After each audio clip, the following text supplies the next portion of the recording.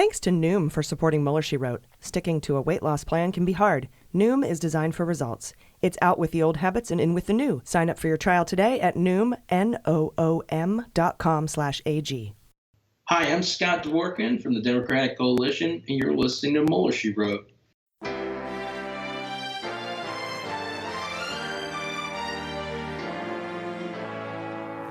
So to be clear, Mr. Trump has no financial relationships with any Russian oligarchs. That's what he said. That's what I said. That's obviously what our position is.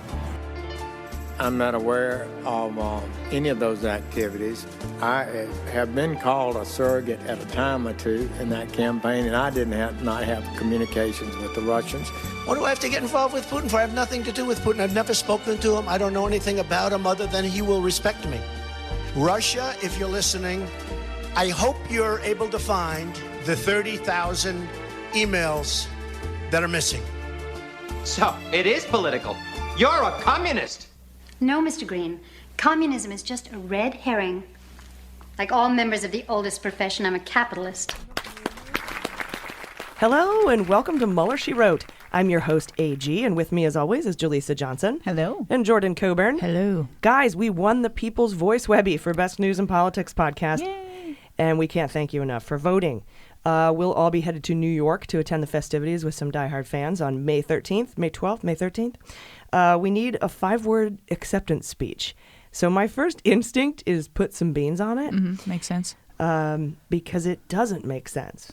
True. Also, if I may say this, we had some reviews saying, I don't know what they're talking about with the beans. So maybe we could do a quick recap really quick. Oh, yeah, sure. First of all, probably around episode 24, Dallas McLaughlin came on to talk about where that phrase came from. Basically, about a year ago, I was looking for like a catchphrase, like Maddo has watch this space, right? Or I wanted to say, put a pin in this, or, just remember this, kind of to punctuate what was happening at the time. And so I was trying all different catchphrases. I went to the hive mind. I went to Twitter. I was like, what should be my catchphrase? What should be my catchphrase? So I started to remember a bit that our friend Dallas McLaughlin did as a comic. He got up, this is a long time ago when the Blue Collar Comedy Tour was really big, and they had the get her done catchphrase or whatever. Right. And so Dallas had this thing where he was saying, all I need is a catchphrase and I'll be famous beyond compare, like worldwide. I just need a catchphrase. So he was testing out catchphrases, but like meaningless, hilarious catchphrases, like that's some medium salsa or something like that. And the final one was put some beans on it. And I just thought that was hilarious and meaningless and made no sense. And so we decided to adopt it. Right. The idea was that we were trying to find something that was kind of silly and we could just, make fun of it. But it took on like a world of its own. People really embraced it. There were some bean haters. I don't know what you want to call them. Bean haters. But overwhelmingly it was embraced. So thank you guys for yes-anding us on that one. Yeah, that was so that's where that comes from. So now if we say we're going to put some beans on something, it's kind of like we're betting on it. Or if we have a theory, because we like to definitely keep our theories separate from our facts. And so that's when we say we have beans. Somebody said they're from outer space. They're so out there. So they were space beans and then super space beans. And it just kind of took on a life of its own. So that's where put some beans on it comes from. And the oranges story. The oranges of beans. And so good one.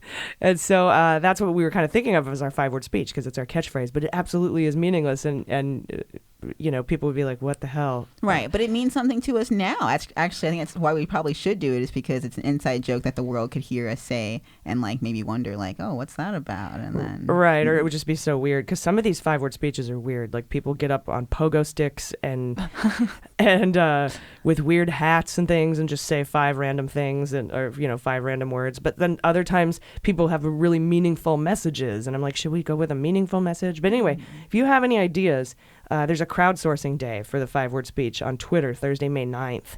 So look out for that. If you have any ideas about what we should say in 5 words or how we should say it, like should we wear costumes or bring beans to throw at people? I don't know. Just if you have any ideas, email us at hello@MullerSheWrote.com. And thanks again so much for the win. That's all you guys. Yeah, that's incredible. I'm blown away. People's voice.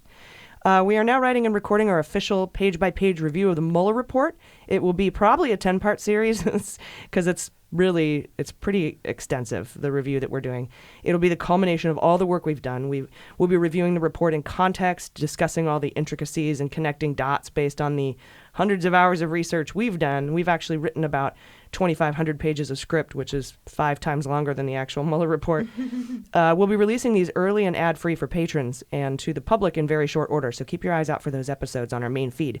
If you're not a patron, you can become one for $3 at patreon.com/MullerSheWrote, and that will automatically enroll you to be a patron for our new daily news show called The Daily Beans. We've got They Might Be Giants composing the music. We have some of the best comedy writers and justice experts in the business. I think you'll really enjoy it. And we just actually released a sample episode to the public, so you can check that out for free right now in our feed. Tell us what you think. All right, before we dip into the news, it's time for my favorite segment, Corrections. It's a mistake. It's hard for me to say I'm sorry. I apologize. Shut the fuck up! All right, guys, during the Free Will in a Vagina episode of The Daily Beans, it was pointed out to us regarding Trump refusing to allow Stephen Mueller to testify to Congress that the EOP, or Executive Office of the President, has a lot of precedent not allowing White House staff to testify. So it's actually pretty normal. I think what's more concerning, however, is the overall pattern of obstruction. And we'll be covering that. I'll be talking about that later in Hot Notes. That's concerning to me regardless of the administration. Yeah, it is. I agree, too. But there are some past examples of this in the Bush and Obama administrations we'll be going over, and how long those took in court to resolve. You're not going to be happy about it. For folks who work in Congress or with Congress, the intel committees in the House and the Senate are called the HPSCI and the SISI, or HPSCI, House Permanent Select Committee on Intelligence, and the SISI is the Senate Select Committee on Intelligence. Not sure what this was a correction of, because that's what I call these at work. I mean, I work with a lot of these groups in Congress, and we call them the HPSCI and the SISI. Yeah, maybe it was an elaboration. I never use those terms on the show because they aren't well known. Like if I'm like, oh, the HPSCI today, everybody's like, what the fuck are you talking about? Mm-hmm. But it's good to know. So if you want to talk like you're an insider, you could call them the HPSCI and the SISI. Senator Boozman is pronounced Bozeman, and moron is pronounced Moran, though I quite prefer Boozman and moron. This reminds me of my childhood doctor, whose name was Dr. Douchman, and it was clearly spelled Dushman, but he preferred to be called Douchman. That's great. Oh, okay. Yeah, that was his preference. His choice. Yeah. That was his preference. Yeah. Interesting. Yeah, when I worked in the hotel industry, if anyone's name was Wiener, we called him Weiner until they corrected us. Out of respect, you're right. Yeah. Hey, Mr. Weiner, it's Wiener. Okay, just, cool. Yeah, better safe, yeah. There was another person I work with, Dick Lipschitz. That's a really, really horrible name. I've always loved Lipschitz, though. And we had a cardiac. You've always loved Lipschitz. The name, yeah. Yeah, Dick, okay. not so much, but. And we had a cardiac surgeon named Dr. Morrissey, and I was like, he literally tears your heart out. And so that was kind of funny. But yeah, names are weird. But yeah, I like Boozman and moron. They're from senators from Virginia and Kansas, respectively, I believe. Yeah, we might get another correction on that. But they're both Republicans, and so Bozeman and Moran. Got it. Elizabeth Warren's $50 million plus tax is a wealth tax, not an income tax. It's a tax on holdings, like a property tax is a tax on your house. Currently, if you have like $100 million just chilling in the bank, like you do, you only pay taxes on the interest or capital gains you earn from that money. Warren's plan would tax the full $100 million at 2%. Sounds fair. I think so too. So wealth tax, not income tax. And then finally, the letter that yells at you in Harry Potter is called a howler, not a screamer. That's right. And we were like, I forget what it's called. It's not that, but, let us know. And one of our Ravenclaw fans sent us a note. We got a few. Mm-hmm. Howler. Got it. I love it that the segment, most of our corrections these days are all about Harry Potter lore. Yeah, there's a theme here. And it's pronunciations in Harry Potter. Yeah, I'm digging it. Yeah. I like it. So any other things we got wrong, just let us know. Email us, hello@MullerSheWrote.com. We'll get it right. Right now, though, we've got a whole ton of news to get to, so let's jump in with just the facts. All right, so the Qatar Investment Authority is back in the news. If you remember, that's the group that helped sell off Rusal. Was it Rusal? No, it was Rosneft. and also bailed out the Kushner Devil Building at 666 Fifth Avenue, where the Devil's Mermaid probably lives. Much to their own... She has a tank there. Yeah, she does, like in Splash. Beep, beep. A big fish tank, just Maria Butina swimming around. It's the Indictment aquarium. Mm-hmm. Yeah. I like that, yeah. Yeah, and so they helped bail out the Kushner building, much to their own surprise, apparently. They came out and said, we had no idea we invested billions. I think it was $1.3 billion. The old Deutsche Bank tune, huh? Yeah, singing the old Deutsche Bank tunes. They put out a statement that they had no idea they were so heavily invested and tried to distance themselves from Kushner because they are saying that they want to invest $35 to $45 billion in the United States in the coming 5 years or so. But this week we found out that the Qatar Investment Authority has teamed up with a U.S. real estate group called Crown, and they just bought a crapload of New York's most iconic properties in Times Square and along Fifth Avenue, including some retail space on the ground floor of the Devil Building. Not sure they're going to claim they had no idea this time, right? Since they haven't made the purchase yet.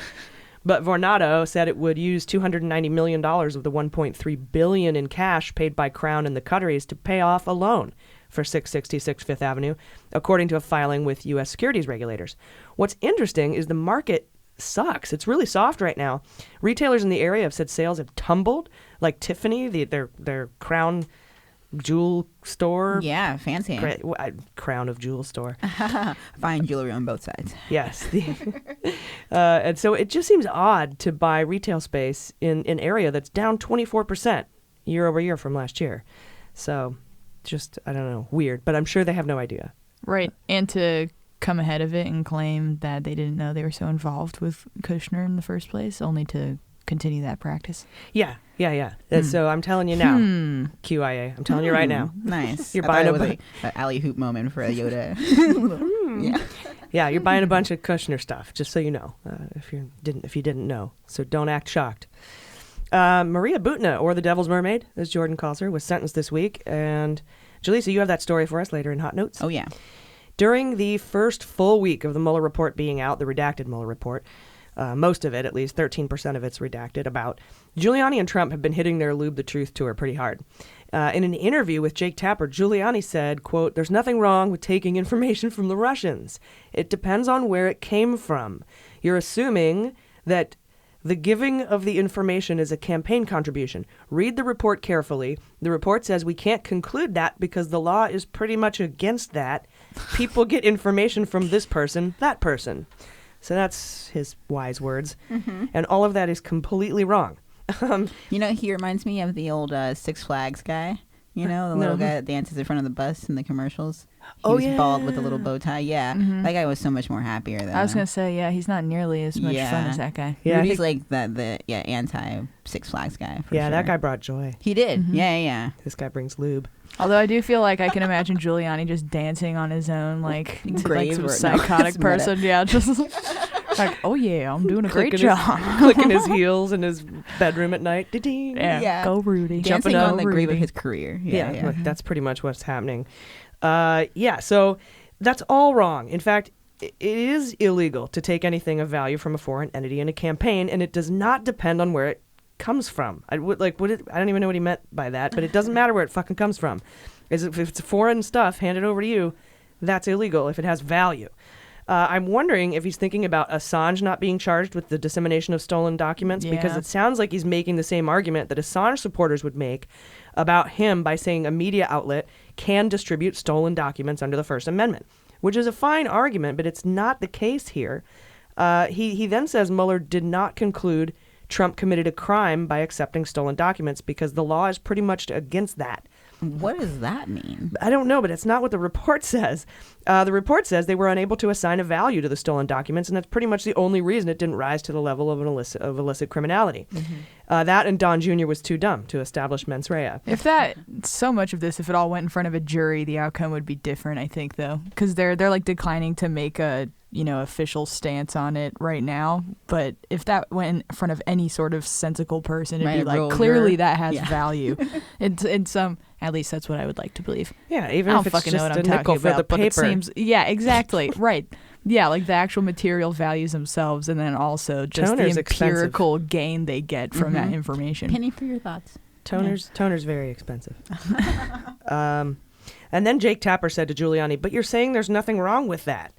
To which Rudy replied, "There's no crime. We're going to get into morality? That's not what prosecutors look at, morality." So Trump and his supporters' defense here is that any behavior is pretty much okay as long as it doesn't rise to the level of illicit criminality beyond a reasonable doubt. You'd think that the same group of people who want to lock Hillary up for using a private server would apply the same values to their candidate, but doesn't seem so. Yeah, right. Then Trump tweeted this week that he's fully denying he told Don McGahn to fire Robert Mueller. I'm not sure if he's lubing up his base for a possible McGahn testimony to Congress, but he's now flat out denying Mueller's findings, even though at one point claimed Mueller fully exonerated him, which he did not. Also this week, Hillary wrote a big op-ed in the New York Times about how to respond to the Mueller report, basically weighing in on the impeachment argument. She opened with a statement that the definitive conclusion of the Mueller report was that our election was corrupted, our democracy assaulted, and our sovereignty and security violated, and that it documents a serious crime. The Mueller report documents a serious crime against the American people. She calls the impeachment debate a false choice between immediate impeachment or nothing. I guess she doesn't listen to Mueller, she wrote. But I suppose it could be fair to characterize the debate in those terms. She acknowledges that this is personal for her, and she might not be the right messenger.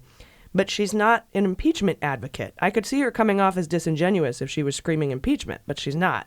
So she's actually erring on the side of caution, I guess. Weak sauce. Weak sauce. She advocates for patriotism, not reflexive partisanship. She calls the Mueller report a roadmap, and we always knew it would be. David Priess and I actually talk about that later in the show in the interview, so stick around for that. Whether you're an impeachment advocate or not, you should agree that the report is a roadmap for Congress and the American people. Hillary thinks there should be substantive hearings that build on the Mueller report and fill in its gaps, rather than going straight to an up-and-down vote for impeachment. She says in 1998, the Republicans rushed to judgment, and that was a mistake then, and it was a mistake now. But I disagree. She doesn't go on to say why it was a mistake. I don't think the 1998 impeachment of Clinton was a mistake. It was the execution of justice and the duties of Congress under the Constitution. Bill Clinton. That's so funny. Her Wait, husband she's being bringing impeached that up mistake. as them. That's a weird That's example. a fucking weird ass op-ed, dude. Yeah, that's really conflict weird. of interest, much. Yeah, I don't like. That's why she's probably like, maybe I'm not the messenger. Yeah, maybe blowjobs. it's his wife. That's a little weird for me to, bring up. But Bill Clinton obstructed justice by lying about a blowjob. He was impeached but not removed, probably because he only lied about a blowjob. Had he not been impeached, it would have sent a message that lying to Congress, even if it's just about a blowjob, is okay, and that the president's above the law. Yeah. So basically, Hillary calls for hearings about the Mueller report to inform the public and a 9/11 commission-style independent investigation, all while calling for the Democrats to stay focused on a sensible agenda for 2020. That's her little dig at, don't be too progressive. Right. And I do agree with most of that, though I personally think the public hearings should be part of an official impeachment inquiry to establish a judiciary proceeding for getting those grand jury materials under Rule 6E, but more importantly, to send the message that if you fuck shit up like this, we will impeach you because no one is above the law. So we all want the same stuff. We just call it different things.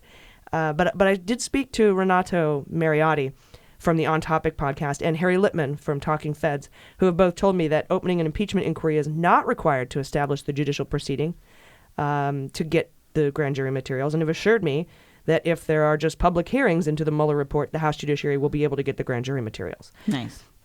So that's kind of a correction of sorts.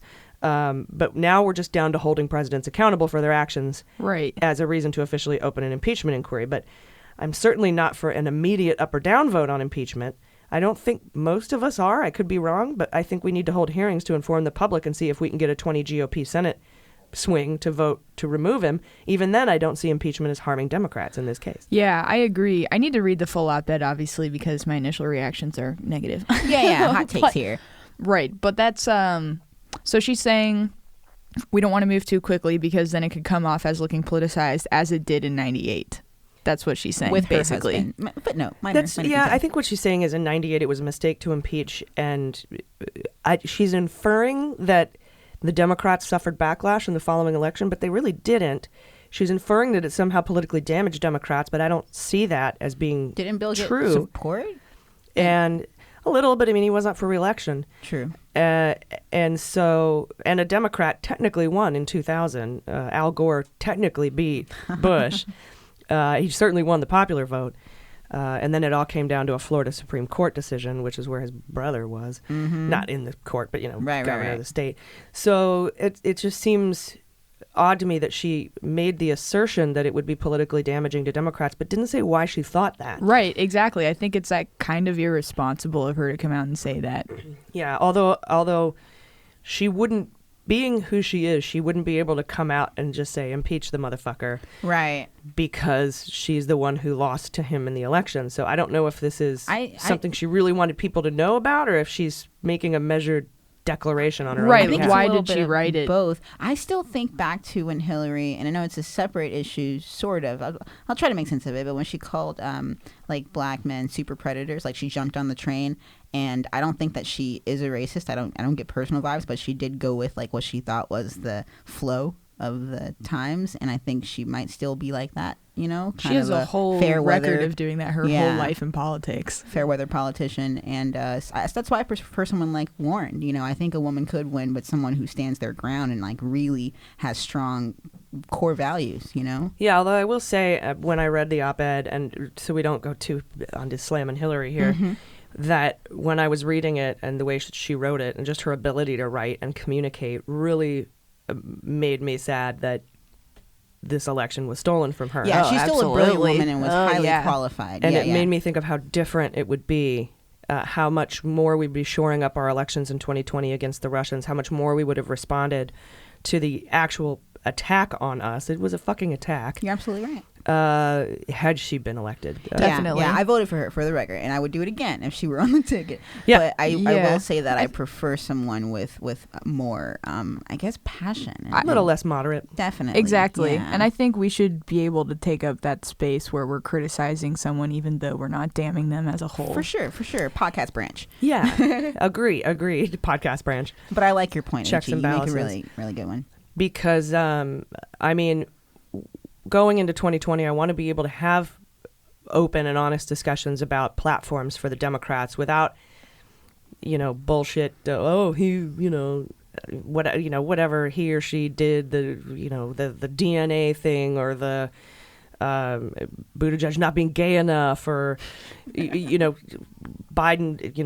being a little creepy sometimes with his touches, or whatever it is, not progressive enough, not this, not that. Great, but if you're gonna tear somebody apart, just keep in mind that you might have to bring that ex back to dinner at your house. Mm-hmm. You're gonna have to. Whoever wins is gonna have to get everybody behind them.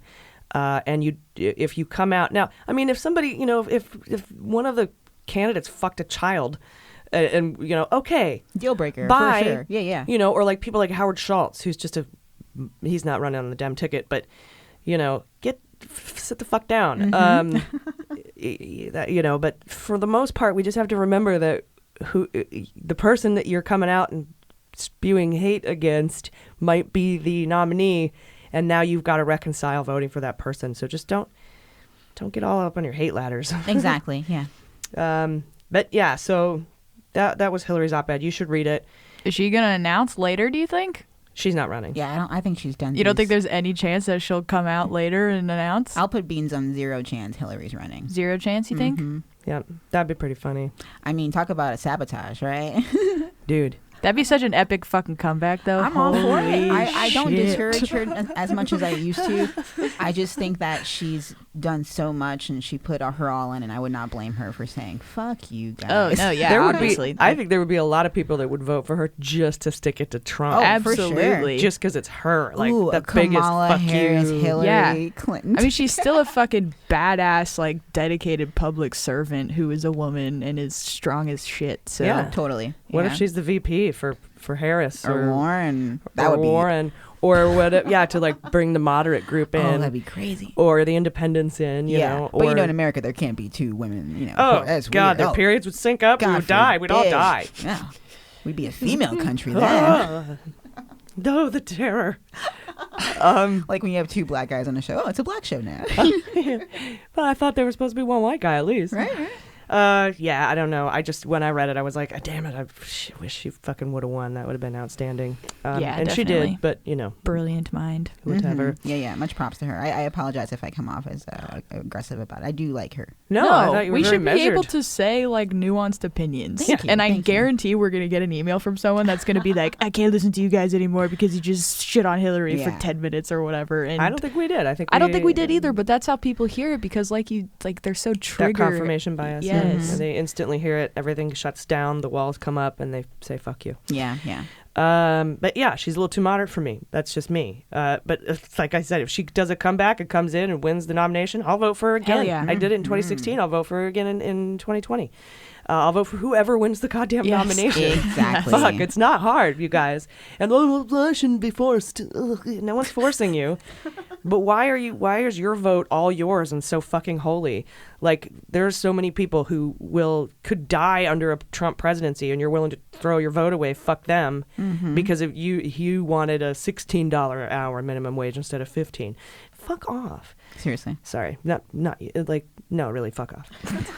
I almost was like, no, you don't have to fuck off, but no, you should. We're keeping it real today. I don't think anybody would disagree with that. I don't think any sane person would I'd say disagree with valid that. point. Because that's the way the vote. It sucks that our system is like that, but not voting isn't going to fix the system. You're just going to lose a seat at the table to even discuss it. Right. Here's how it works. There's going to be two candidates, unless there's a third party candidate too. One of them's going to win. And that's how it fucking works. You sitting at home, not voting, sitting on your hands or writing in Bugs Money isn't going to fix our two-party system. Right. The only people that would disagree with you are the ones you're talking about right now. Yeah, and they do. They disagree hard. And I understand you're frustrated with the two-party system. I think we should have ranked choice voting. I think that the whole system needs to be reformed. We need to get rid of the Electoral College. We need to stop gerrymandering. We have to have one person, one vote. I get it.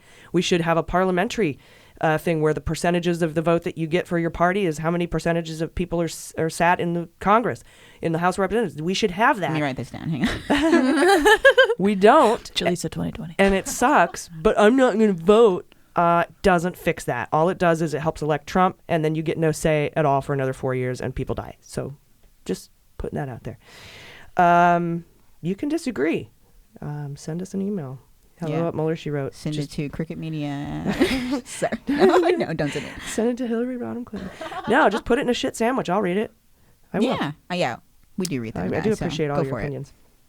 Okay, let's see. Moving on. We learned Monday that Bill Barr has received an ethics waiver from Emmett T. Flood to not have to recuse himself from overseeing the investigation of 1MDB by the FBI and the Department of Justice. 1MDB is the Malaysian fund that Jolo stole billions of dollars from and laundered it with the help of Elliot Broidy and Pras Michel from the Fugees. It's the same fund that the Cutters were gonna. The QIA and Ice Cube is a different case. Right. But yeah, the Fugees are involved in this. Barr was an attorney with the firm Kirkland and Ellis. It sounds like the Costco law firm, Kirkland and Ellis. Now I got my law degree at Costco. Yeah. Right next to the optometry office. Yeah. And Kirkland and Ellis now represents Goldman Sachs in the 1MDB case. And he used to work for them. Barr got a waiver on April 16th, just like last week. And Emmett T. Flood also gave an ethics waiver last November that allowed Brian Benchkowski to participate in the investigation, despite also having worked for Kirkland and Ellis. The waiver could give Barr a peek into the Eastern District of New York investigation involving the Trump Victory Committee, a super PAC dedicated to re-electing Trump in 2020. Renato Mariotti says that given Barr's highly questionable handling of the Mueller report rollout, there are appearance issues raised whenever he supervises an investigation involving Trump.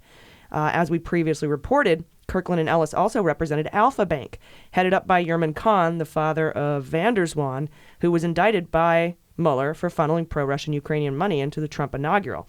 And as you'll remember, Alpha Bank servers were communicating directly with a server in Trump Tower in early 2015. So Barr shouldn't have been allowed to provide oversight for the Mueller investigation at all, let alone be given a redaction pen and the ability to make decisions on obstruction of justice in that case.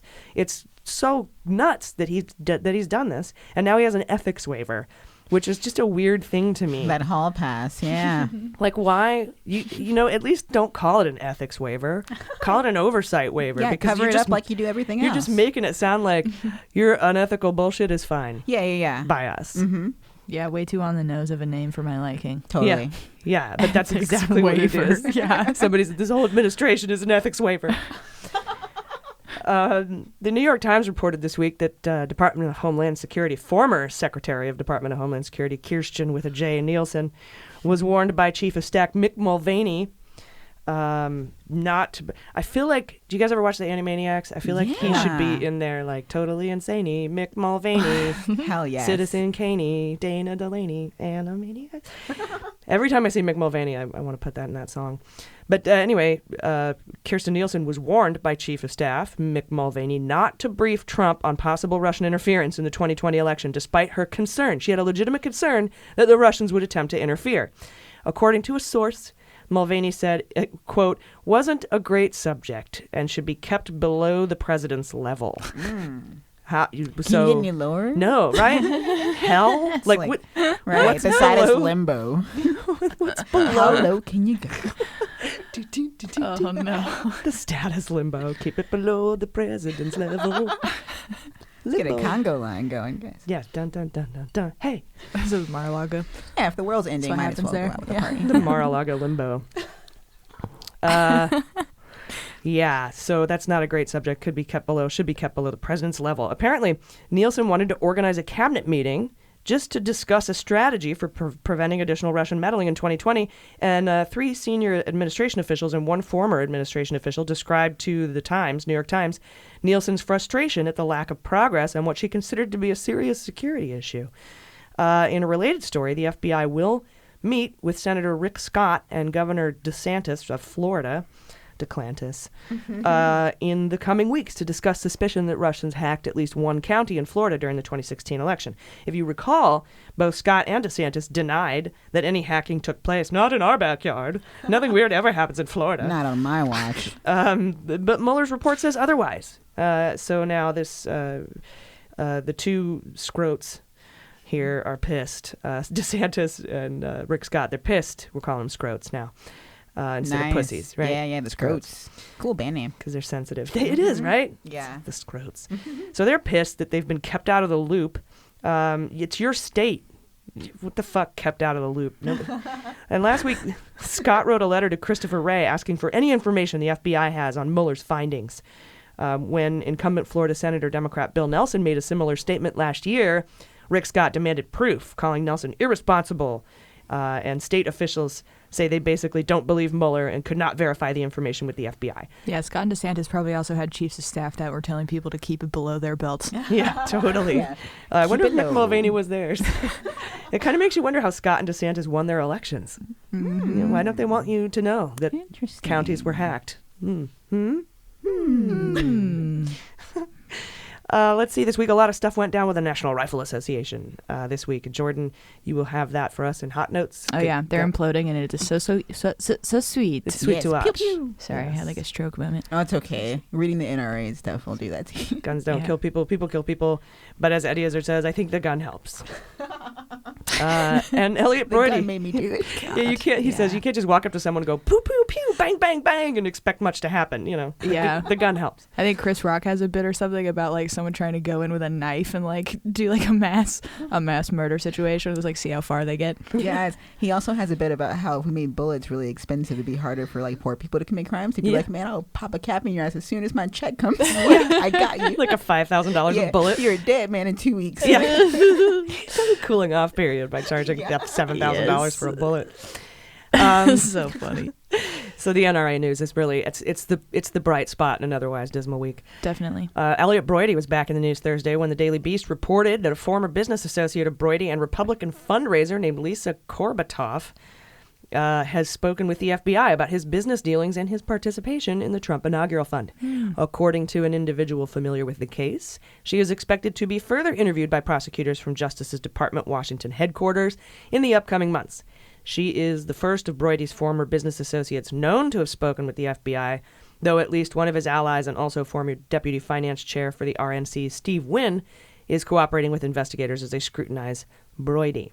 Did she come forward on her own, or did the investigators send out feelers or something to people around him? Doesn't say, but she's cooperating. I'm assuming they came to her. Yeah. One of the prosecutors in the case is also looking into his work with 1MDB, which we were just talking about with Jolo, where Brody was apparently offered about $75 million if he could somehow get the president to shut down the investigation into 1MDB. So put some beans on an obstruction of justice indictment for Elliot Broidy. He's the guy who paid a Playboy playmate $1.6 million to get an abortion and keep her quiet. That's the one where we all thought he was taking a bullet for Trump, who we thought was actually the culprit, but there's no proof of that. Still got some loose beans on that. Yeah. Rogue beans. Rogue beans. $1.6 million. I guess now Republicans have been pigeonholed into putting value on a human life. Yeah. So just to use their own thing against them. Yeah. Exactly. Oh, yes. Yeah. Yes, to be clear. I'm very pro-choice. And speaking of paying women to touch your man parts, Robert Kraft popped up on our radars this week when I learned that his lawyer in the Cindy Yang case is William Burke. That's the same lawyer used by Priebus, Bannon, and Don McGahn in the Mueller investigation. And it appears prosecutors are going after the women in this case. While Kraft is charged with only 2 counts of soliciting prostitution, 4 women have been arrested in the case and are being charged with dozens of counts of prostitution, renting a space for prostitution, deriving funds from prostitution, and running a house of prostitution.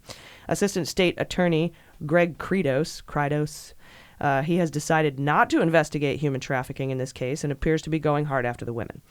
Earlier, he offered Kraft a deal that said he'd get no jail time if he just said he did it. And Kraft refused, lawyering up with Burke. And I bet good money he'll get a sweetheart deal just like Epstein got from current Labor Secretary Alex Acosta, which was also a Florida case. He was U.S. attorney, though. And he's still working in the Trump administration despite having been found to have broken the law during that case by not telling Epstein's victims about the deal he was making with Epstein as the law requires. What a cool dude.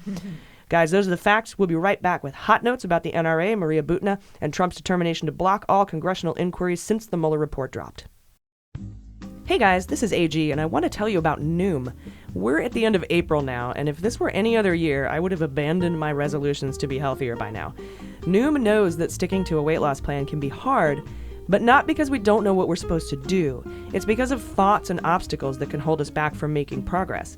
There are so many things about Noom that I love. First, everything I need to stay on track is all in one place. It's super convenient. There's a food log, a step counter, an exercise tracker, personal coach, a community of users for support, a nutrition guide, and that's just all in one app.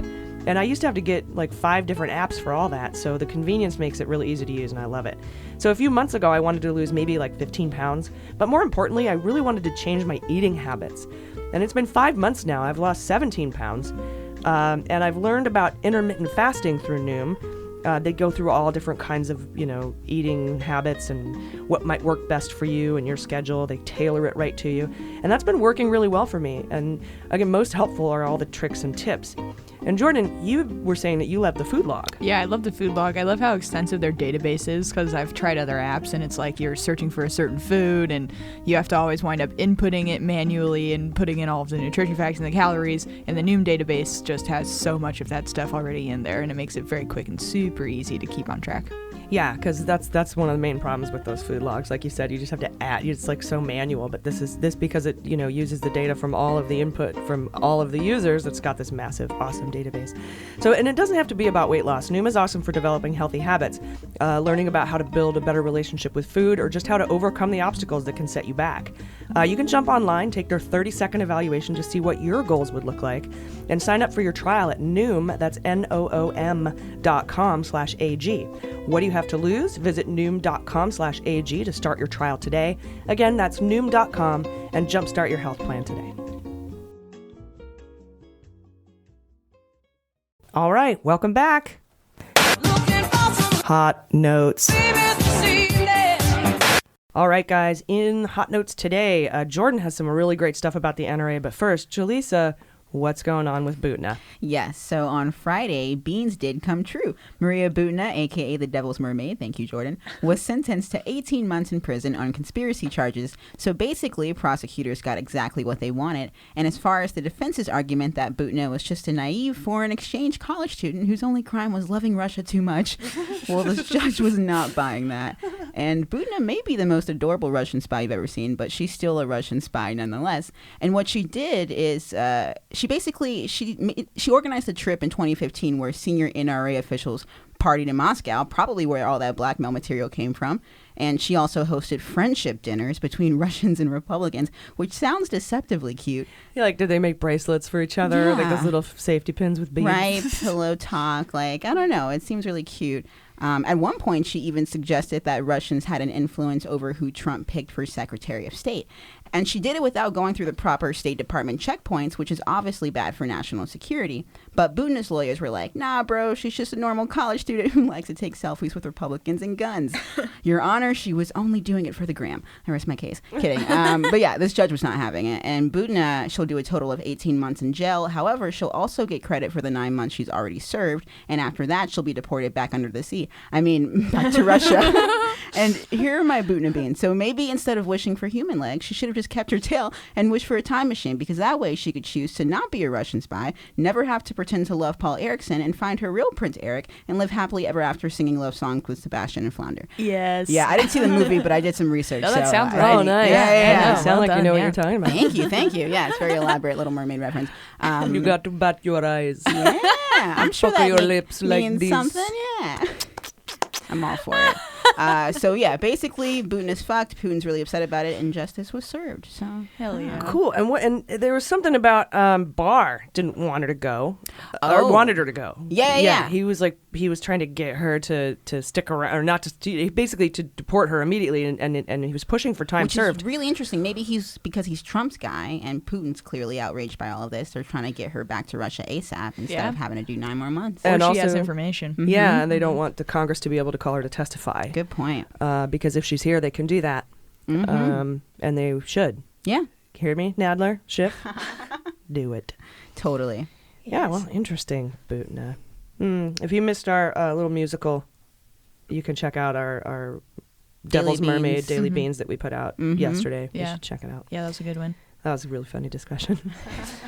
All right, speaking of the Devil's Mermaid, the NRA is coming apart at the seams, and I love it. Yeah, they really are. So a few things happened this week with them. So first off, their president, Oliver North, has effectively been forced out of re-election.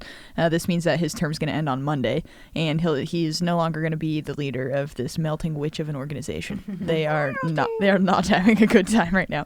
On Thursday, NRA Chief Executive Wayne LaPierre accused North of trying to remove LaPierre from the NRA by means of extortion and threatening to release damaging information about LaPierre and his finances, among other things too. There's some sexual harassment allegations against one of the staff members in the NRA, apparently, that he was threatening to release.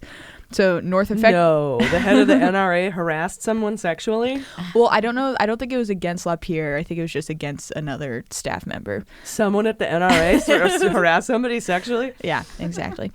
So North effectively wrote a resignation letter, even though he's not being nominated anyway. So I don't know how much of a resignation that is. It's kind of like, bye guys, I'm leaving. And they're like, yeah, we know. Don't let the Uzi hit you on the way out, buddy. Nice. Have a good life. But in the letter, North said the NRA needs to establish a committee to look over their finances because their finances constitute a clear crisis and need to be dealt with if the organization is to continue, he says. And North is also worried that they might lose their nonprofit status, which which also might could be read taxes. as right. They're worried that they might get found out because we know that they are not a nonprofit. They're on to us. Yes, as is the case of many nonprofits because shit's fucked. Did you hear that the Church of Satan got a nonprofit exempt status Yay. this week? And they've come out and said, no, we're going to pay our taxes. Oh my God, that's such an alpha move. Because Satan pays his taxes. I dig it. Hail Satan. Much respect. Oh my I know, gosh. right? High five. I love that. High five the devil. Yeah. Yeah, and so one of the financial... Do it. Yes.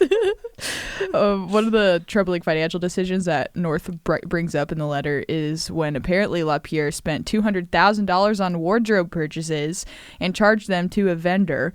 And what is it with these criminals and excessive spending on threads? And they still look like shit. Yes, all these white-collar criminals keep going down on account of their lizard jackets. It's a suit. Like how... What the... Yeah, I know. Yeah, save a lizard. Ride a cowboy? Yeah. I was going to say imprison a Republican. The reform. Yeah. Hashtag not on Republicans, but yeah, you get it. Oh my God.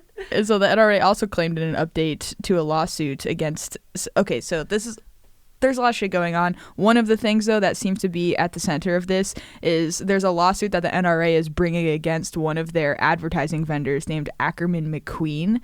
And the lawsuit that they're bringing is that, number one, they are basically saying like they don't think that they got charged appropriately from this vendor, and they're also saying that North double dipped by taking salary from this firm for work that he was doing with them, and then also from the NRA. Okay, so they're suing North back, or at least they're suing the advertising agency back and trying to slam North in it. Right. And just so everybody knows, Oliver North was part of the cover-up during Iran-Contra. He testified. Yeah. I'm old enough to remember him testifying in his uniform, and he pretty much just said, "I don't recall," 800 times. That's the Oliver North we're talking about here. And so if you've ever dreamed of getting to see Oliver North testify to Congress again, your dreams may come true. Yeah, I'm too young. It's like one of those memes, like if she's too young to remember Oliver North testifying, she's too young for you. But if you don't like me at my Oliver North, you can't have me at my Iran-Contra. I wanted to tweet like, "Oh, what is Oliver Twist testifying about?" But like, I just didn't want to be that lame ass. Can I have some more? Yes. God, they're in such disarray. Yeah. Also, just to live fact check myself, Oliver North is not being sued himself. It's against Ackerman McQueen, right, but they're calling him out for that. The ad lawsuit. agency. Yeah, exactly. All right, and then shortly after all of this North stuff went down, the NRA's longtime attorney Steve Hart was suspended. So that's another big piece of institutional knowledge. The NRA's attorney was suspended? Yeah, one of a really long-time attorney, Steve Hart. Yeah, like by hooks. But what does that mean? Like suspended in the air? Oh. Suspended from being their counsel. That's awesome. What do you do? Yeah, I don't know. Nice. Probably unethical, you know? Yeah. Yeah, no, I'm sure he's totally above board. He's probably sexually harassed people. Oh, yeah. Yeah, my beans would be on, there's obviously a major riff happening within the NRA right now because there's a differing in directions in how they should cover their ass as they're all sort of imploding, I think. So it's kind of just all of this shit happening and going everywhere. Dude, that much heated tension with guns, like, I don't want to know how that's going to go down. Yeah, and like with this lawsuit against Ackerman McQueen, I don't know how much of it was originated with the purpose of getting North or if it was like something that just kind of came about from it and they're really milking it because this guy also tried to extort their CEO. Yeah, or which came first? Did this lawsuit come and then North said, you know what, I'm going to tell everybody about your bullshit finances? Who knows what came first? Right. Yeah, definitely. I'll have more beans on this as it develops. But then hours after all this drama happened, the New York AG Letitia James officially opened up an official probe into the NRA and their finances. We don't have a lot of details on that as of now, but we do know that she was talking about being very committed to holding them accountable and making sure they were being transparent in their nonprofit status. So it can be assumed that what she's doing is trying to basically look into whether or not they are nonprofit. I don't think she believes that they are, and she wants to get down to the bottom of it. And apparently, it's looking like this lawsuit that we were talking about came about from the NRA anticipating her looking into them. Oh, wow. And so they were trying to look into all their finances. They saw that something was going on with North and this company potentially, and so that's where that lawsuit ultimately came from. Interesting. Yeah, Thank you, Jordan. that makes sense. Yeah. Yeah, and that all comes on the heels of Gifford's organization with CREW, the Citizens for Responsibility and Ethics in Washington, suing the FEC about the fact that they aren't going fast enough or looking hard enough at the fact that the NRA made 10,000 times 9,000 something times the amount you're allowed to donate to Trump by using a series of shell companies and named after probably Home Depot paint chips. Yeah. Sally shell companies by the seashore. Yeah, so hopefully Letitia James can pull that all together into one nice big fat delicious investigation in New York State that Barr can't oversee or block or put that in your pipe and smoke it. Motherfuckers. Put that in your gun and fire it. Nice. Thank you, Jordan. Yeah. With the chicken and the egg coming out, it's like maybe it could be like which came first, the chicken shit or the egg? I don't know. Do we like Oliver North? No, he's an asshole. Some would right? argue eggs are chicken I don't think shit. anyone likes Oliver North that listens or us. Even his kids, probably. Yeah, we'll find out. Yeah, he was weird. Although a lot of people would say he came out later and was like a patriot or whatever. I can see that. Yeah. I don't know. Weak. Weak sauce. And I think that, with the NRA going down, this might be a good time to bring up the shooting that happened in our basically backyard here in San Diego, in Poway, at a synagogue. Very, very troubling, very sad. And that, it's pretty fresh It's still all over the news. We're very close to it, too. Yeah, we're all still processing it for sure. But they did come out with the identity of the one victim. Her name was Lori Gilbert Kay. Mm-hmm. She actually was shot while protecting the rabbi. Yeah, she took a bullet for the rabbi, who still got his fingers shot off, I think. Or one or many, if not all. Yeah, definitely injured, but alive. And got shot in the hand. Yeah, yeah. And continued, I think, his sermon. Or continued to help keep everyone calm in the room from reports that I've been hearing. But yeah, and I'm not going to name the guy, the shooter, but he is a white supremacist. Yeah, no doubt this is a hate crime. And it's at the point where, we wake up and we see these headlines and we're like, really? Again? And it's just insanity. It's like the fact that the NRA is even fighting for their guns to, I guess, okay, some people want to protect themselves, but the idea of it being based in fear when you see these people that weren't doing anything that, they shouldn't have to protect themselves and they're being killed. Like, why can't you just see that it's probably worth giving up a little bit of the, not just your guns itself, but like just the AR-15 style guns. Sure, that definitely, but just some of the, the ways that it's accessible. Like if you have yours and you're good, then fine. What are you worried about? Yeah, like, and I've said it before, and I'll say it again. If you need an AR-15 for protection at home, you suck at shooting, and you should probably think of a different hobby because you suck at aiming. Yes, I can get it done with a 40. If like.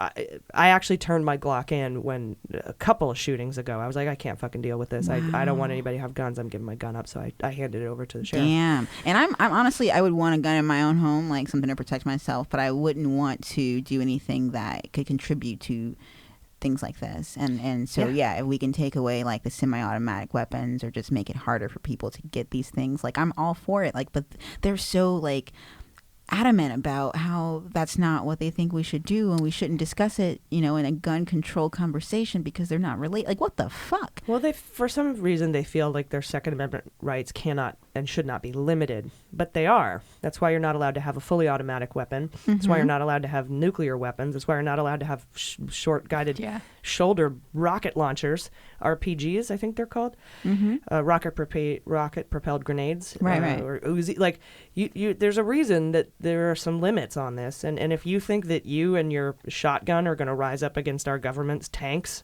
you're wrong. Right. That's not what the well-regulated militia means, and it's also not 1776 anymore. So there is room constitutionally, and there's precedent in law that says that these things can be limited, and I think we need to limit them.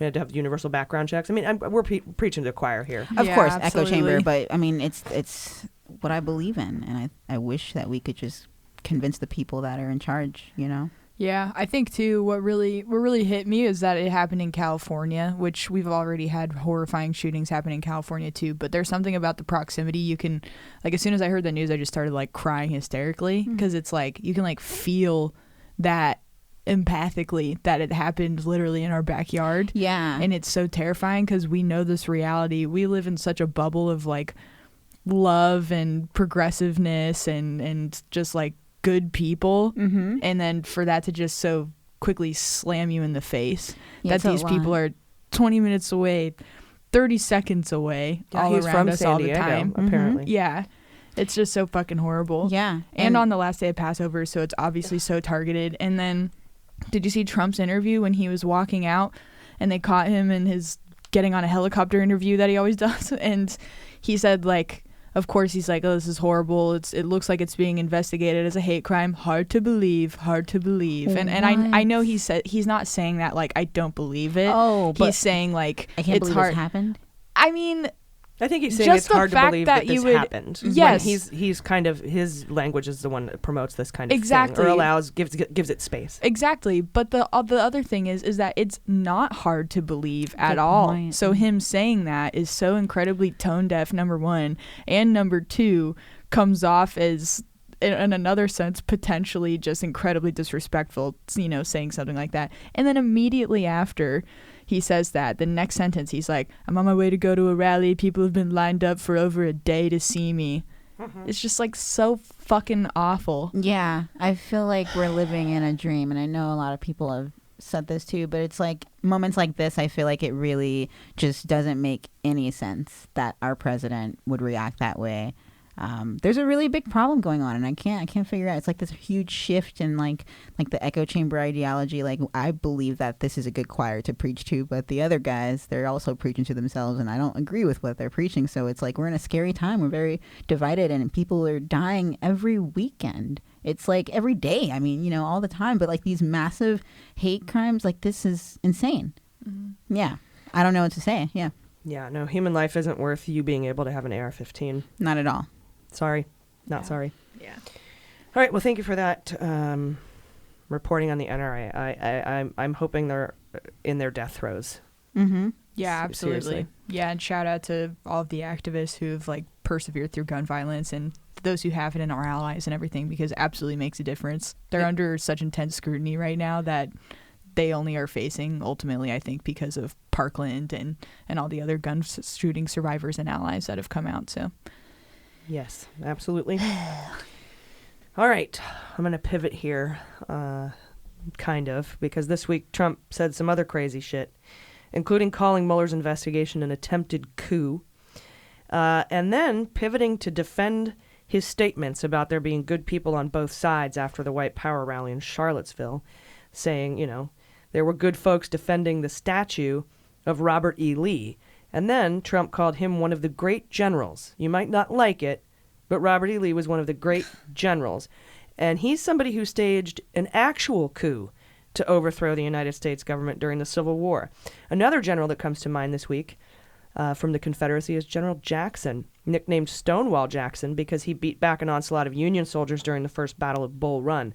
And now Trump, who praises Confederate generals while calling investigations into himself attempted coups, could easily earn the same nickname.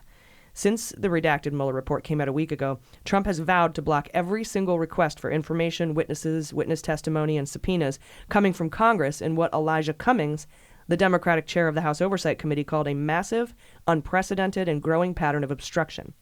Just this week, Carl Klein, the guy who's handing out security clearances for Trump like candy, defied a congressional subpoena by failing to appear at a hearing to discuss the security clearance concerns.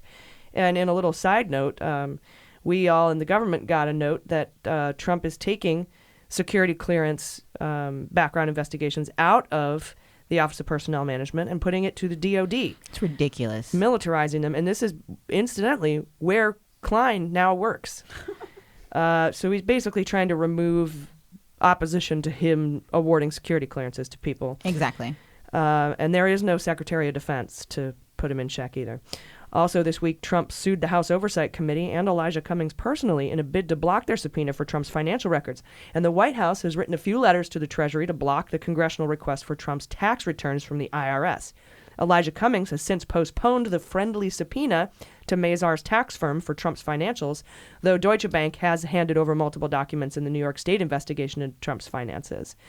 And so the Mazars' friendly subpoena, basically, Elijah Cummings has said, or it might have been Nadler, he's like, we'll just let the courts hash this out, right? Mm-hmm. And speaking of the IRS, we found out this week that the commissioner of the IRS, Charles Rettig, Trump-installed guy, earns as much as $1 million in rental income from Trump-branded properties he co-owns.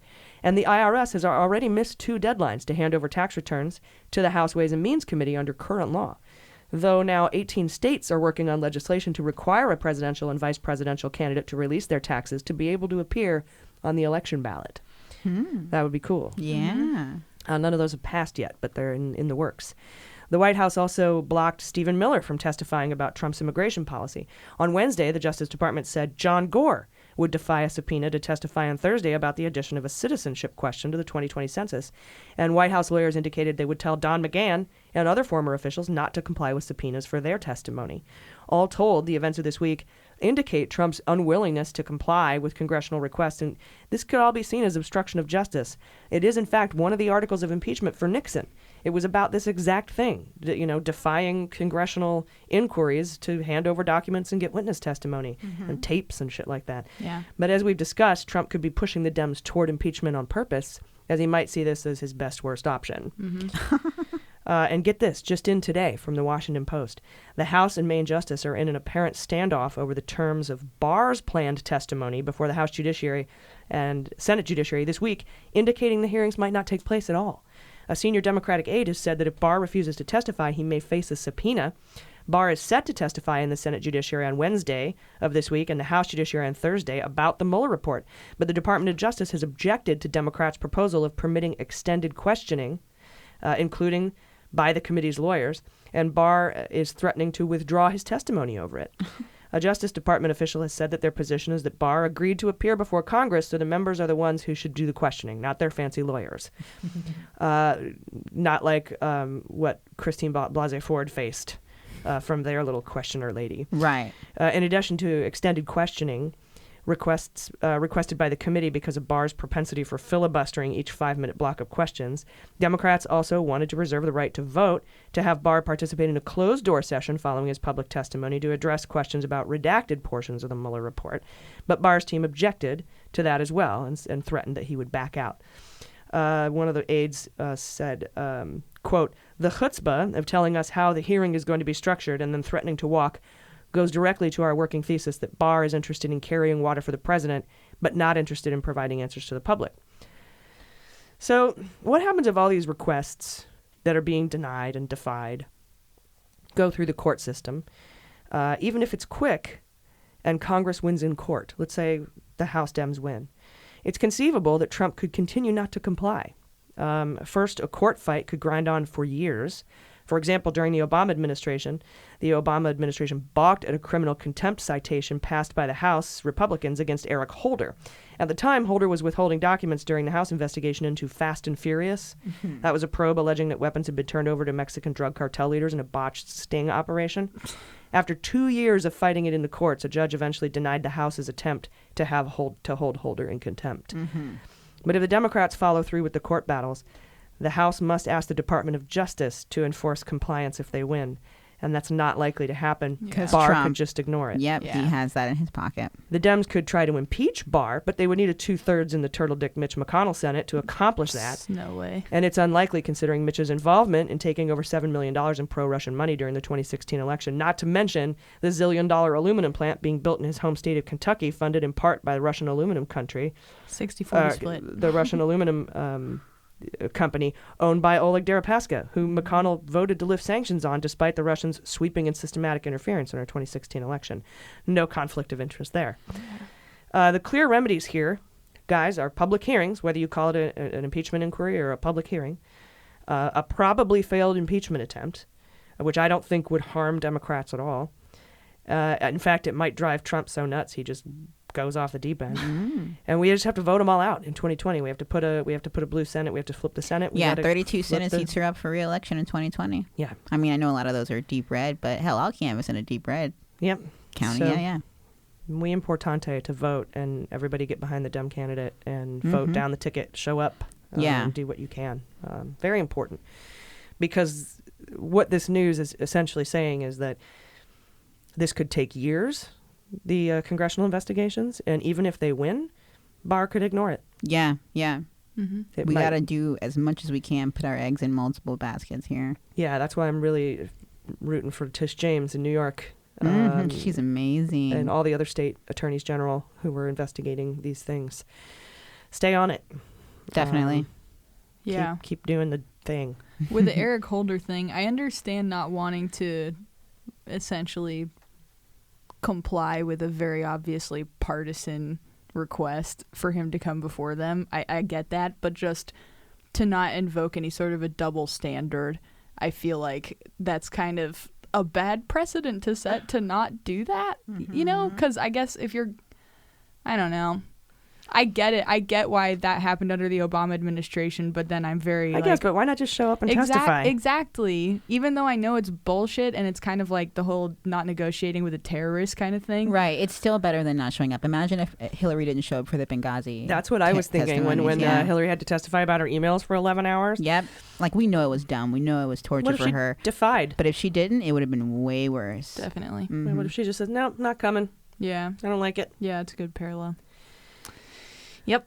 Yeah, good point. I thought of that. I was like, oh, can you even imagine if If Hillary was like, nah. Yeah, I'd love to see some movies come out of this where like alternate realities where Trump wasn't elected or Hillary won, like all kinds of different things. Like an Inglourious Bastards. For Yeah. Maybe I'll make them. I don't know. We'll use see. that Maria Butina time machine. Oh yeah, nice callback. Thanks. All right, guys, you ready for sabotage? Yes.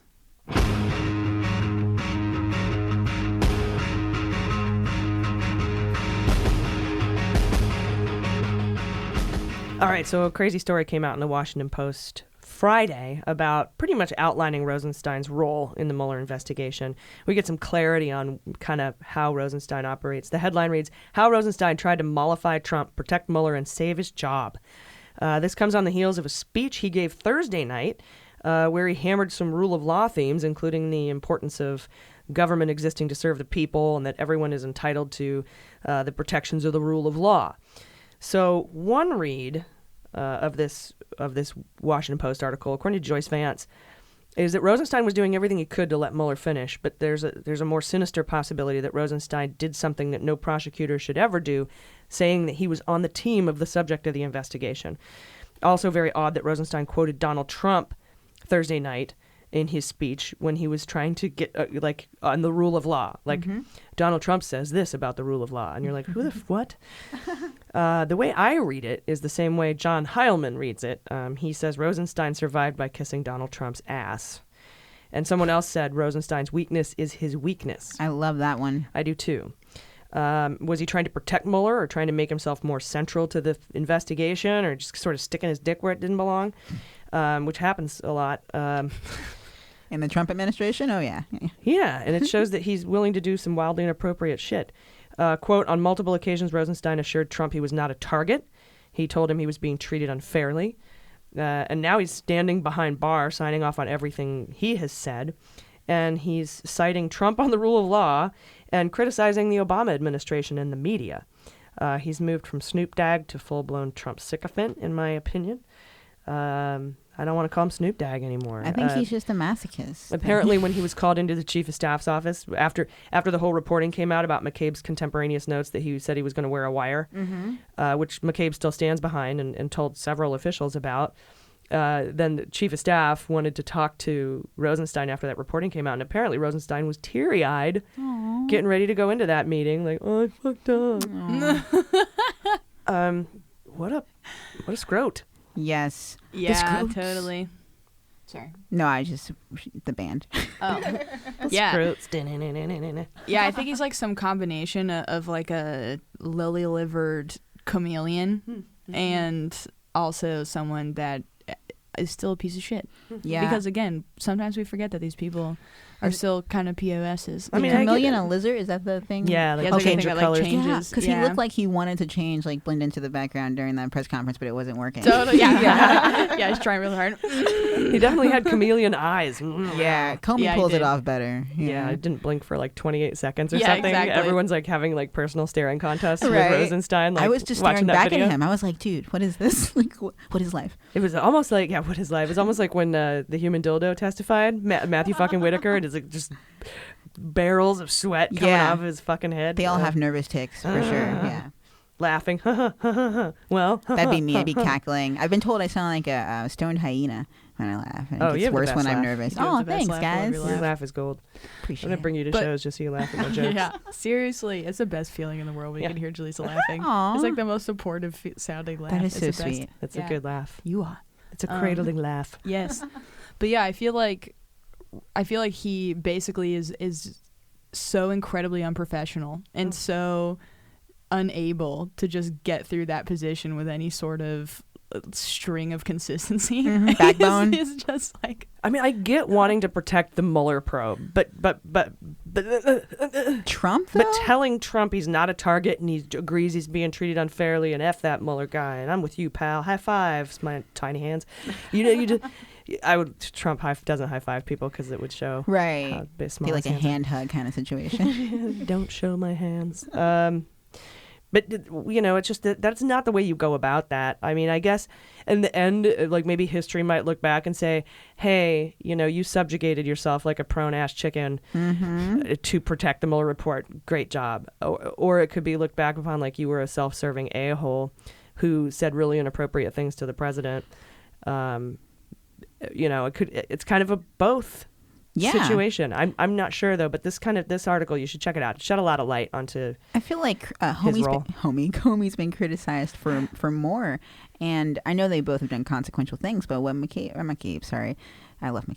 what Rosenstein is doing right now is really bad. Like, it's having huge consequences, covering all of this up, and so I feel like he should get the, I guess, scrutiny that he deserves. Like, people seem to be kind of on the fence about it. I feel like if he really gave a shit about justice, he would have resigned in protest when Barr came out and did his bullshit dance. Yeah. Absolutely. Yeah, I totally. would have, if I cared about the rule of law or what the Department of Justice would end up looking like or becoming. If I gave a shit about the Wezov Wall of Twelst, I would have been like, the fuck out. I'd been like, peace. You're a dick. Right. You look like the Easter Bunny standing next to Trump. He does. Oh my God, with the glasses. Yeah, he reminds me of a more like word vomity Paul Ryan. Mm-hmm. Paul Ryan. Like an adult Paul Ryan? Yeah. Yeah, an adult Paul. Well, because Paul Ryan would just, I mean, like, you wouldn't really catch him so much in saying sentiments that were aligned with complete opposite sides of the spectrum. He more so just wouldn't stand up for things that were obviously a violation of ethics and he the worked Republican out so Party. much, but he could just not work up the courage. Yeah. Yeah, if you can imagine a more spineless Paul Ryan. Exactly. Yeah. You've got buff, so wormy spineless. little Rosenstein. Right, and one that just like speaks without thinking in these scenarios. You don't say those things in a vacuum. Everyone's documenting them and remembering them. What an idiot. I'd rather a scrawny guy with a backbone than a buff little piece cryy, of shit. Yeah. Cryy dude, like, should I wear a wire? And then when everyone finds out, he's like, I didn't say that. Yeah. Trump is the man. I love Trump. Yeah, I get that these things are hard and shit's fucked up, so get out then. Yeah, that's so cool because I used to be with the Occupy movement, and I had a protest sign that was just shit's fucked up and bullshit. And Shit's fucked up and bullshit. Exactly, just took like me it. back just now, yeah. I like it. That's a good sign. Shit's fucked up and bullshit. Totally. I do. I like it. It reminded me of a sign I made to take to a baseball game. Back when. Oh my God. I'm so curious now. This is totally nothing to do with anything. But the Padres were in the World Series. And we had seats on the first baseline. And I took a big bed sheet, and because we're on the edge where you could unfurl your bed sheet. Yeah. And we had a player named Ken Caminiti. And everybody had a huge, massive crush on this guy. He crushed the ball, dude. He hit so hard. And it was just home run after home run. And so I put up this sign that said, Ken Boben, Banana Fana home run. That's awesome. I'm sure he appreciated it. Did he happen to notice? Did you? No idea. We didn't get on TV or anything, but well, nice thought. Best sign in the whole damn ballpark. I love it. It's a Yeah, good one. we should make more signs and protest together, guys. Yeah, At I'll do baseball my games. Ken Boben, Banana Fana home run, and we'll take it down to the the Nice. Science March for Science or Yeah, something. yeah. I'll take my protest sign to the baseball game. Shit's fucked up. Yeah. Bullshit.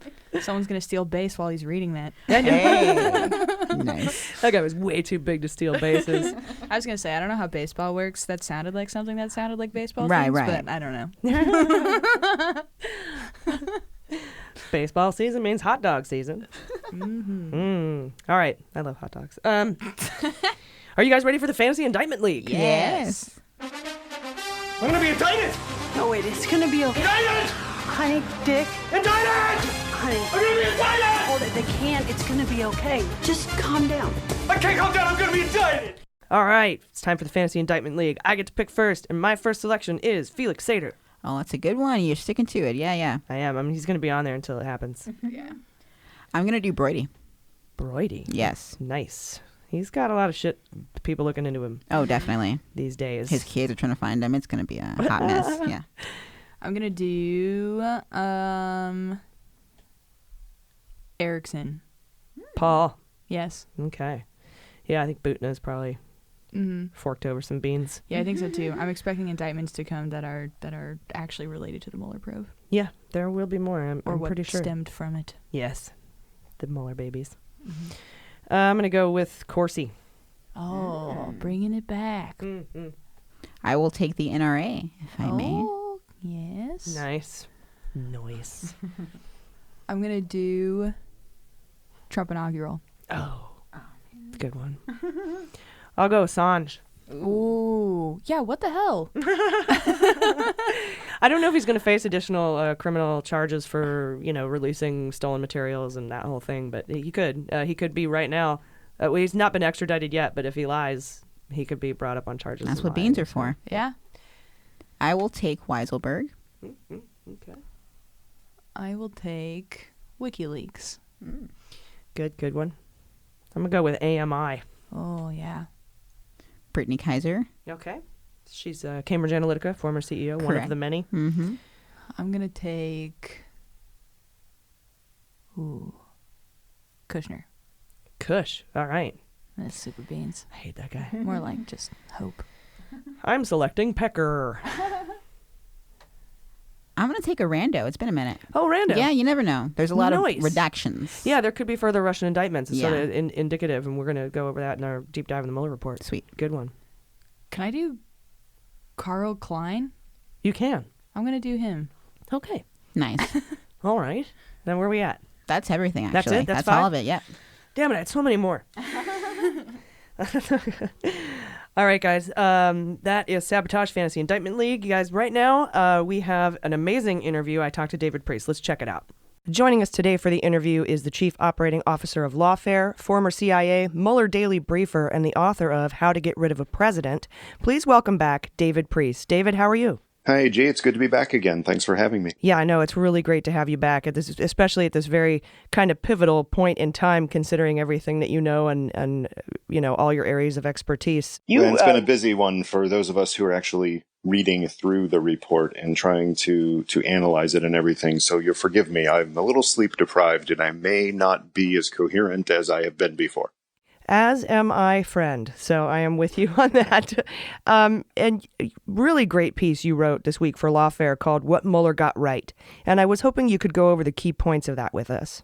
Oh, sure. And this is something that I had the honor of co-writing with General Michael Hayden, who, as you recall, had a stroke last fall and has been largely out of the public discourse since then and has only weighed in a couple of times beyond a thank you tweet. And he was back in it, had the chance to chat with him this weekend and put some thoughts together. And so we came up with this. Basically, we were responding to people that were out there whom we respect and we often agree with on aspects of the Mueller probe and investigation overall, like Shanlin Wu at CNN and Paul Rosenzweig at the R Street Institute, who are saying things about how Mueller dropped the ball here and he did not complete his job. And in Paul's words, he chose not even to characterize the president's actions, and in so doing, put the presidency over the country. In fact, General Hayden and I disagree with that. We think that Bob Mueller did precisely what he should have done and precisely what the country needed. He played it straight. He did not give Trump or Trump's allies any reason to say that he was showboating or going beyond his mandate. Can you imagine the furor if Bob Mueller had violated Department of Justice policy, for example, and gone against the standing guidance of not indicting a sitting president and tried to put in the report that we need to indict a man who can't even follow the instructions of the agency for which he works? Bob Mueller was working for the Department of Justice in this. He was not freelancing. That would have been fodder for the cries of witch hunt that have thankfully largely not stuck in with a lot of people up to this time. So we basically wrote that based on our very different experiences, but both intense experiences with Mueller back in the day, that this is what we expected him to do. We thought that he would stick to his mission. I think you and I have talked about that before on the pod. And we actually think it's a good thing because the things he chose not to do ended up being good to make sure that this voluminous information gets to Congress as they decide whether to open impeachment hearings and ultimately whether to impeach and possibly remove the president.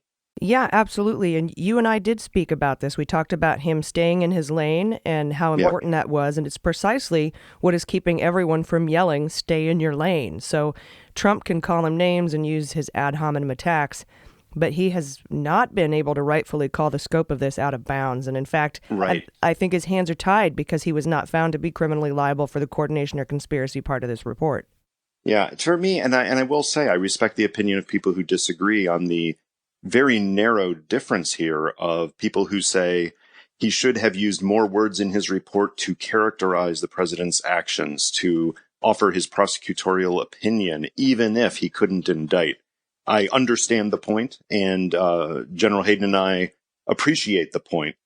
our counterpoint to that is that if he knew that he was not going to be able to indict, which is how he interpreted his mission, then he wanted to make sure that he used the opportunity of explaining his prosecution and declination decisions to get information to those who needed it. Now, according to the regulations, he's writing this, or the statute, he's writing this for the Attorney General of the United States.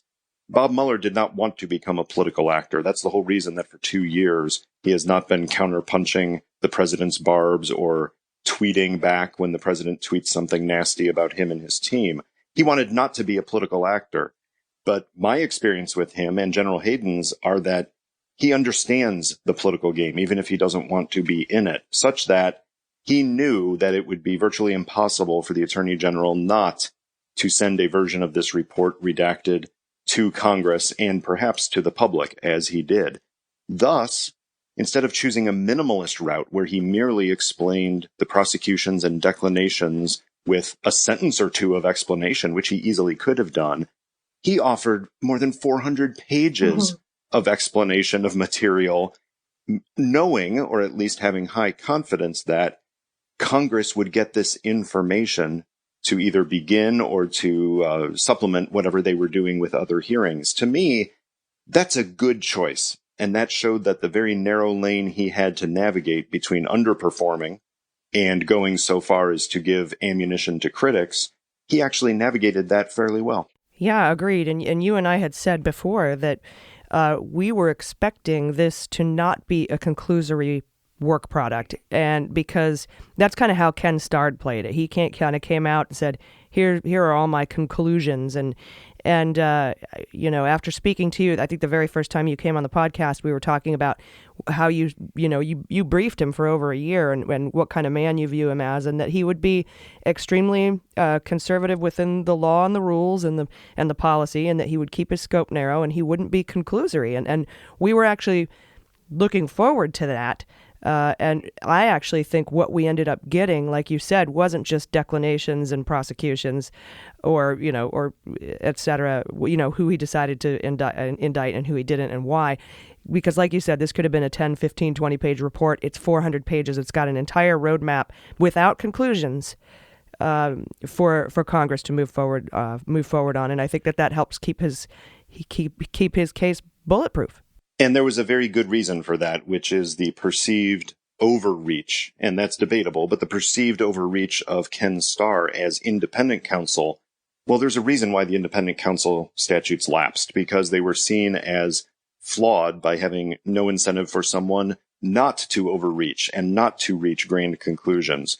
So the whole reason that we have this special counsel guidance is because of what happened then. So it would have been unlikely, both by work experience and personality with former Director Mueller, but also based on him following his mandate, that it would have been very odd for him to, I think, push the boundaries. Again, I do understand the argument that maybe it wasn't pushing the boundaries to offer a characterization of the president's behavior in a way that would be more firm.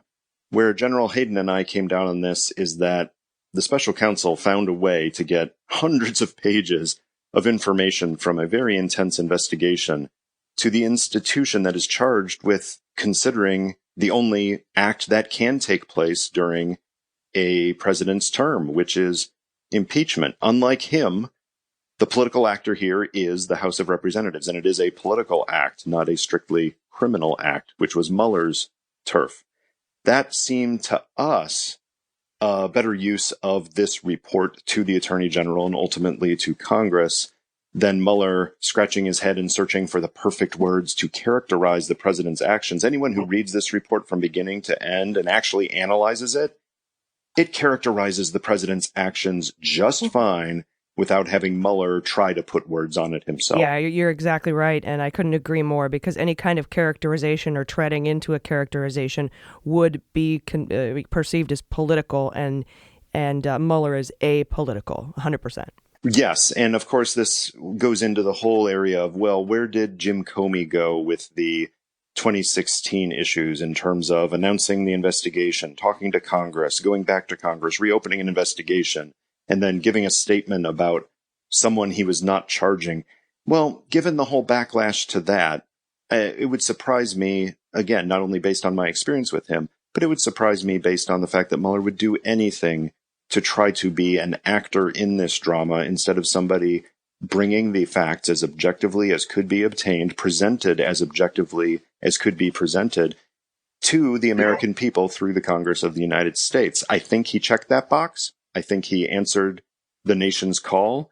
He did what he was tasked to do. Yeah, I still want to see that very late Inspector General report on the FBI New York field office, but we'll get to that point. And that's a good point, AG, is there's other information here. We have focused on the Mueller report. I know you haven't. You've been looking at all the investigations and many other things, but we, the American people, have perhaps unfairly elevated Robert Mueller to this position of savior, the knight riding in on the white stallion to save the republic. And yes, his investigation was important. His investigation was limited to criminal activity in this particular area. But this is not the end. We've got other investigations going. And frankly, since the release of the Mueller report, we've got the president and others at the White House doing things that actually put him in deeper water. Because if you remember, the third article of impeachment against Richard Nixon was contempt of Congress.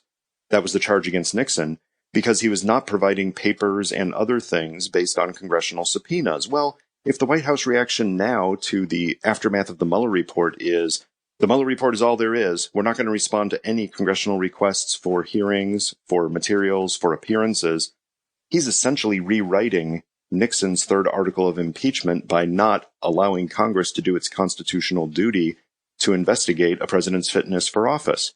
This is taking it to a new level, and that technically has nothing to do with the Mueller investigation. That has to do with what the president is doing and saying since the report was released. Yes, which makes me wonder if he's not trying to push for impeachment because he might see it as his only best of the worst options. It's a possibility. I hate trying to guess motives, and I've tried not to do that with Director Mueller, even though my language may have lapsed here and there. I don't know what's in his mind. I don't know what's in his heart. I also don't know what's in the mind and heart of Donald Trump in terms of any strategy, or if it's just instinctual reaction, just kind of a reflexive response to things rather than a careful thought out strategy. But yes, it is possible that he not only does not fear impeachment hearings, but he welcomes them because he has bought into the narrative of impeachment hearings, if they are not likely to result in removal, are a political benefit to the accused. I'm revisiting that myself. I'll be writing about it shortly, but I'm not so sure even I believed that coming out of the Clinton impeachment experience, but I'm not sure it obtains in this case, and I'm not sure the facts on the ground support it at all. Impeachment is a dynamic that creates its own reality and is not just based on the reality that people saw before beginning the impeachment. Right. You've seen one impeachment. You've seen one impeachment. Yeah. I mean, and it's hard to extrapolate from the others because the impeachment of Andrew Johnson back in the 1860s was very peculiar. For example, they did not pass articles of impeachment right away. They simply took a vote to impeach the president and then later on scratched their heads and said, oh, we should probably write up why we're impeaching him. And it was not the rigorous kind of impeachment process that we are expecting today. That is, one of the articles of impeachment was essentially Andrew Johnson is saying bad things about Congress when he's speaking publicly. I mean, can you imagine if that were an article of impeachment? Most presidents since would have been impeached. That is not a good one to extrapolate from. The Nixon one is a very good one to extrapolate from because the core issues at stake in the 3 articles of impeachment passed by the Judiciary Committee were on obstruction of justice, abuse of power, contempt of Congress. All of those are live right now. Those are possibilities. The Clinton experience gives us a little bit more because the Nixon experience got cut off by resignation. But with 2 cases, you've got to be very careful about the analogy you draw and how far you extend it. We can definitely learn from them. If I didn't believe we couldn't learn from history, I wouldn't have written 2 books on the history of the presidency. But I do think we have to be wary about making political judgments. Yeah, and based on all the incredible information in your book, which is called How to Get Rid of a President, I wanted to ask you, because you just sort of touched on it, about where you're at, and I'm on the fence as well. I'm right now leaning toward opening an impeachment inquiry because I feel, and this is important, it's outlined in your book. Robert Reich just put out a thing about it. There's a lot of steps involved in impeachment, and an inquiry is simply the very beginning of it. And just because you open an impeachment inquiry doesn't mean you have to file articles of impeachment.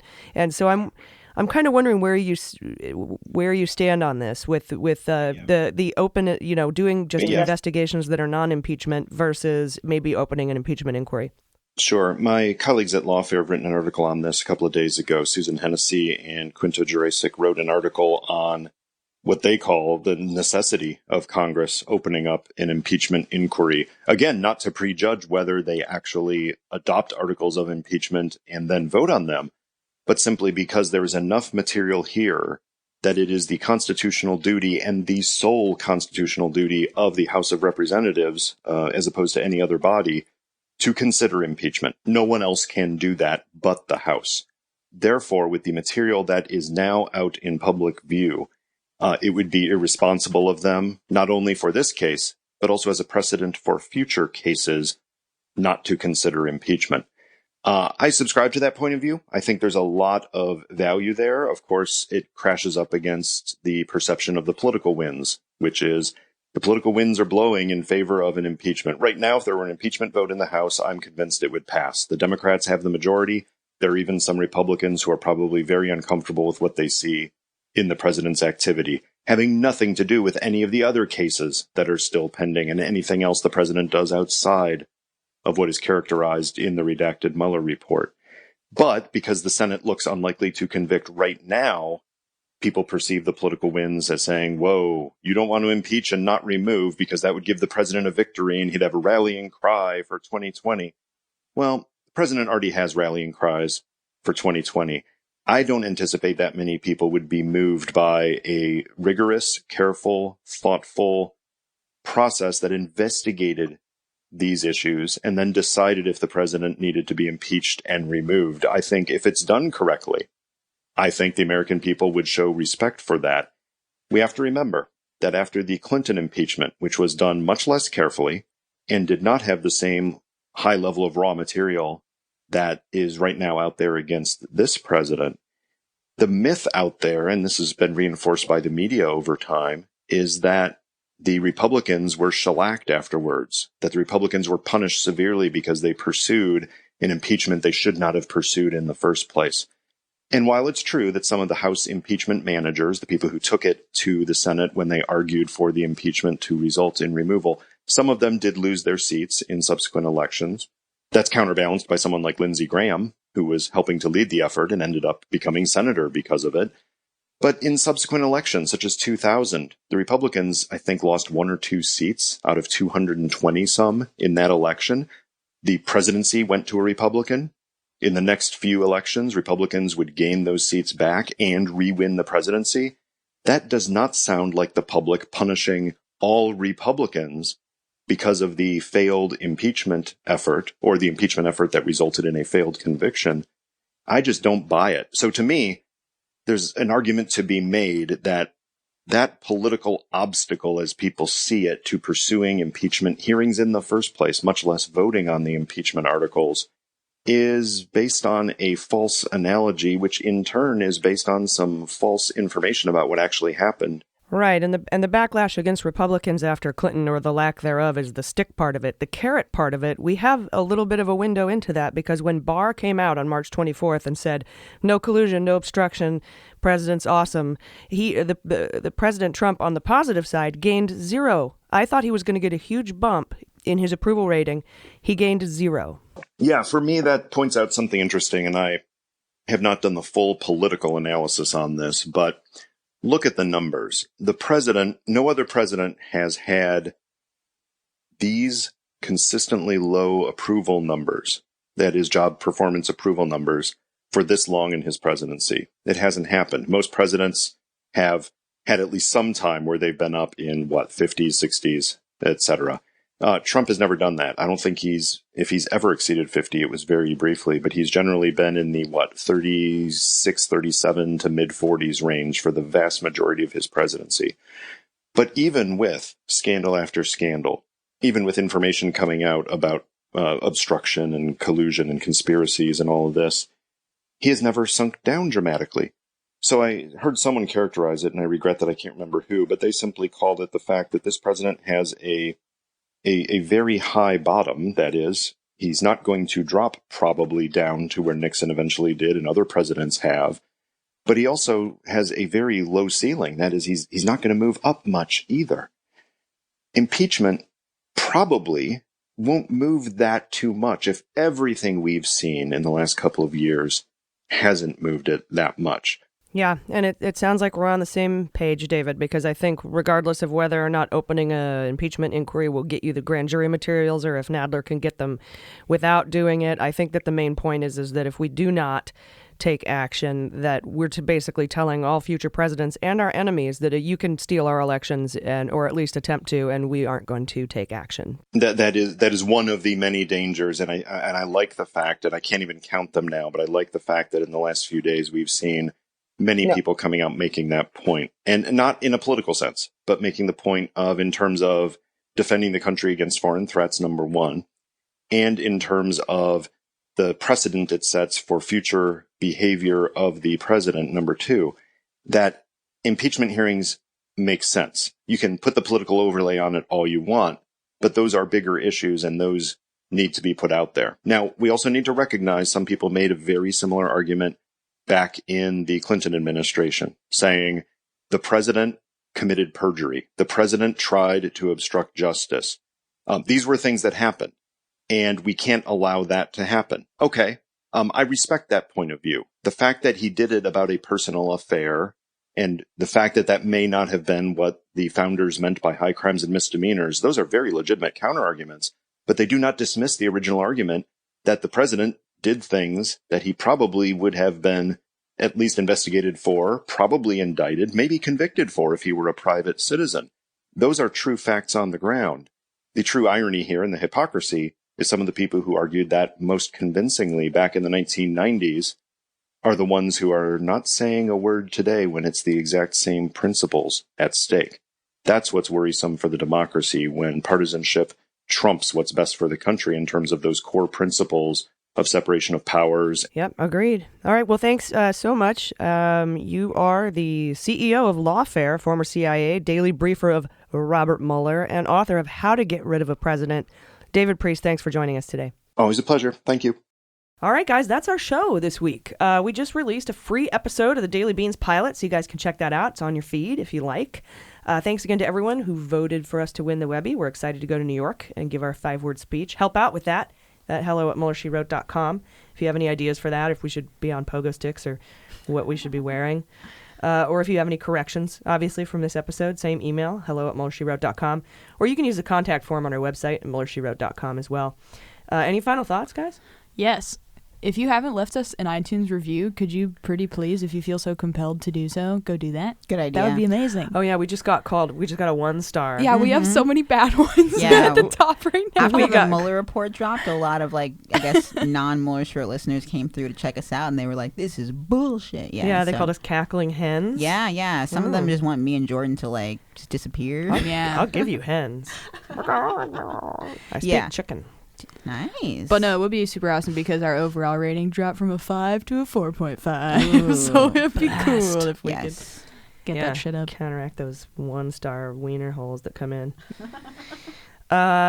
So let's see. I know this week's news was a little grim, but we have a lot to look forward to in 2020. It's absolutely essential. It's fucking essential that we vote in numbers too big to manipulate and that we all get behind the Dem candidate no matter how much you hate them. I promise they're not worse than Trump. Oh, yeah. Patrons, look for the first episode of our probably a 10-part series on the Mueller report tomorrow, probably. If you're a patron, if you're not, you can become one for $3 at patreon.com/MullerSheWrote. Speaking of, some patrons are saying we're not popping up in their player feed anymore, and it seems like the best way to handle that, the fix, is to reinstall your player app and drop your premium RSS feed from the original email you got into the player again. Correct. I have a theory, too, as to why this is happening. Patreon's making a lot of changes in their interface on the payment aspect of it, and also possibly with these passwords and stuff. So, yeah, just go ahead and try to reset everything, and if that doesn't work, send us an email, but it seems to be working for a lot of people. Yeah, people are just uninstalling, reinstalling the apps, dropping their original RSS premium RSS feed into their player. Mm-hmm. I think it's probably some sort of, like you said, like a software update from Patreon or For something. sure, Just yeah. kicked everybody off their feed, and you just They've have sent to some emails, to creators. redo it. But that does seem to fix the problem. But yes, we are putting out a full review of the Mueller report on this feed to the public once we record them all. But patrons, you get them ad-free and early. So look for the first one probably tomorrow. And so that's it, unless you guys have anything else you want to say? No, just thanks again for the Webby being amazing fans. I love the tweets. I live for them. Wake up and just, it makes my day. So thank you guys. Yeah. Thank you for being with us and listening. Yeah, Podcat's here. He's convalescing. He's a little high still. He's on pain meds. Right, but he's also grateful. Yes. He's wearing his cat's pajamas, and he jumped up today, hungry AF, and he ate a whole can of food. He's using his litter box. He's pretty much back to normal, except for he's super high. Yeah, and he's got a giant. Well, that's normal to me. Yeah, he's got Molly eyes for sure. Mm-hmm. But and he's got a massive incision, and he has to be a little careful. But other than that, thanks so much to you guys for donating to his GoFundMe. He belongs to all of us now. He's a cat of the people. Someone said we all belong to him. Yes, which is how cats operate. So it's very true. Anyway, guys, please take care of one another, love each other, and take care of yourself. I've been AG. I've been Jaleesa Johnson. I've been Jordan Coburn. And this is Mueller, She Wrote.